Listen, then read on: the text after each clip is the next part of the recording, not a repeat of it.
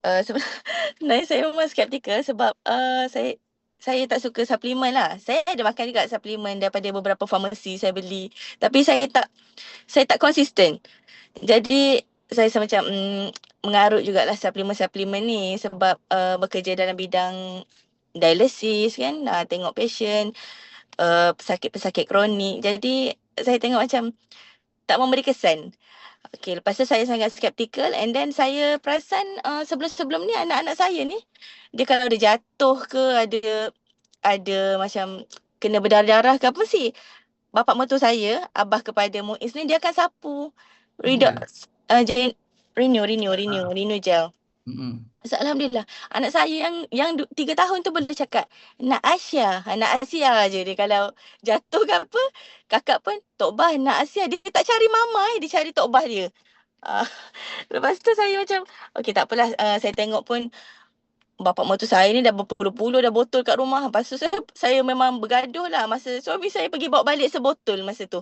Memang bergaduh besar lah jugalah kan. Tapi dia pun stop. Tapi saya perasan masa tu, Alhamdulillah dia pakai dalam sebulan lebih gitu. Macam resdung pun hilang, macam gout pun macam kurang lah attack. Dia still makan ubat gout tapi kurang lah attack dia tu. Masa perasan macam tak apalah. Tapi lepas saya suruh stop tu, mulalah minta ubat tahan sakit apa semua. Saya juga yang kena pergi cari ubat kan. Lepas tu saya macam, okay tak apalah. Panjang episod tu, sampai pergi Asia One tu, saya jumpa dengan Sifu. Mula-mula saya macam, apa benda ni program ni kan. Hmm, Memang masam lah daripada awal sampai akhir. Tapi mungkin saya tersentuh lah dengan kata-kata Sifu tu, be humble kan. Kadang-kadang kita, sebenarnya ilmu Allah tu luas. Kita tak boleh rasa kita tahu semua kan. Mm-mm. Lepas tu lama-lama tu saya balik tu, tak jumpa lagi ni saya kata. Seminggu dah ni saya kata, apa benda ni? Lepas tu mungkin lah masa saya ada demam sikit. Saya demam tu sebabnya saya bekerja di hospital, always bawa balik. Macam boleh kata setiap minggu lah saya akan demam. Segala jenis ubat antibiotik saya pernah makan. Even ubat TB pun saya pernah makan sebab terlalu banyak terdedah dengan kuman kan. Jadi bawa balik anak pula tak sihat, suami pula. Jadi saya fikir balik, sampai bila aku nak bawa balik kuman? Sedangkan saya dah vaksin. Saya dah orang kata makan ubat apa semua, tapi saya kata kenapa saya tak boleh cari something untuk boost immunity saya. Kita makan probiotik tak konsisten juga, kena kacau-kacau bancuh. Mm-mm. Macam boring lah juga kan. Macam saya nak something yang pop. Minum macam Asia lah. Dia minum, Alhamdulillah. Lepas tu saya baca balik. Sebab Dr. Amirullah dengan Dr. Rohaya pun dia ada pesan baca kan. Saya baca banyak-banyak. Oh, saya tak tahan, saya give up dah. Melah bang, tak tahan sangat ni.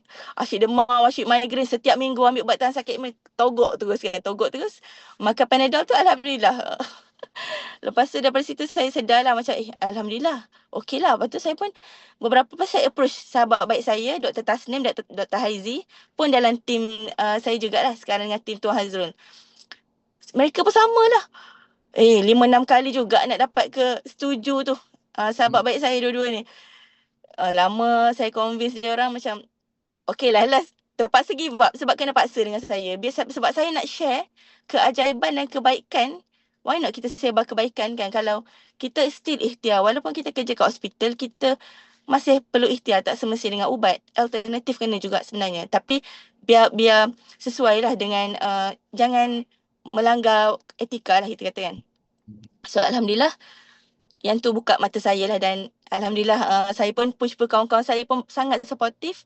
Walaupun ada yang reject, saya down. Memang sebabnya saya tak terlibat dengan MLM, saya tak pernah terlibat. Jadi bila kena reject saya down. Tapi suami saya tolonglah, Alhamdulillah, dan sekarang positif lah. Tak adalah kita kata. Orang cakap tu dulu saya orang cakap je. Saya semacam, tak ni.